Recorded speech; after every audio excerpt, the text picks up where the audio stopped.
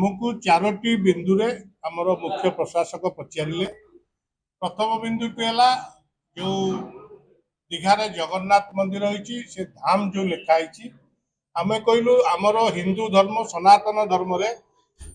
चारि युग चारि धाम हूँ जगन्नाथ बद्रीनाथ द्वारिकानाथ रामनाथ। आउ किए से धाम लिखि पारे ना ताकू आपण सुपारिश करी राज्य सरकार को कही से धाम को काटंतु सेटा हूँ समस्त भाव में जेहेतु आमर चारिधाम चारि शंकराचार्य चारिधाम मुख्य आउ किए से धाम लिखि पारे सी अन्य जगन्नाथ मंदिर करि पारती। द्वितीयटी है दारू मूर्ति जो आमर संपादक निजे तैयारी करी नहीं आमर दारू घर दारू नबार कौन सुविधा नहीं जदि सी नहीं थाई पारती आपण ताकू डाकिकी सीधा सड़क पचारि पारती कौटू दारू नेले एवं कौटी मूर्ति तैयारी से बाबद सी मतामत दे पारे। तृतीय क्वेश्चन टी है जे जगन्नाथ महाप्रभु सी हेले दारू ब्रह्म पत्थर रे मूर्ति जगन्नाथ कौटी पूजा पाती नहीं मंदिर भितर जगन्नाथ पत्थर रे हवा एटा गोटे शास्त्रीय विद्या विरोधी आमे माने मत देलु बाड़ग्राही माने एवं से पत्थर रे जो जेहेतु मूर्ति करिसेंती सेटिकी आम मानकर जीवा अनुचित जेहेतु आमे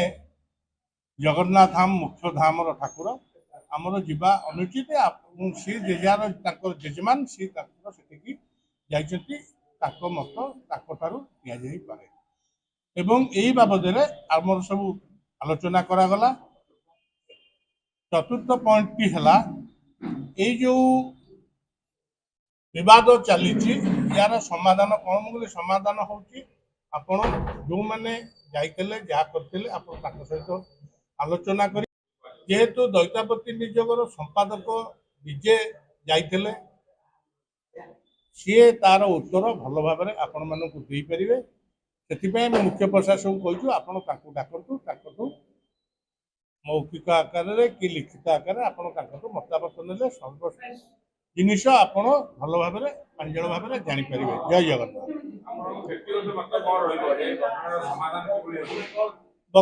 यार समाधान राज्य सरकार ये कार्य जी कर गोटे सनातन धर्म विरोधी कार्य जेहेतु पत्थर रे मूर्ति जगन्नाथ मूर्ति करुचंती जगन्नाथ मंदिर करुचंती आमे सेटिकी जीवा अनुचित एवं आमे से कार्य रे सहयोग करिया मध्य महापाप मोर मत सेटिकी एक्चुअली जीवा उचित नुह। तापर गोटे सिंहासन रे तीनिटा पत्थर मूर्ति एवं तीनिटा दारू मूर्ति की लिंब काठ मूर्ति पूजा पाइबा एटा कौन विधेय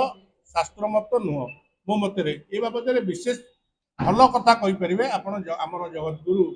शंकराचार्य मत आप नहीं पारे।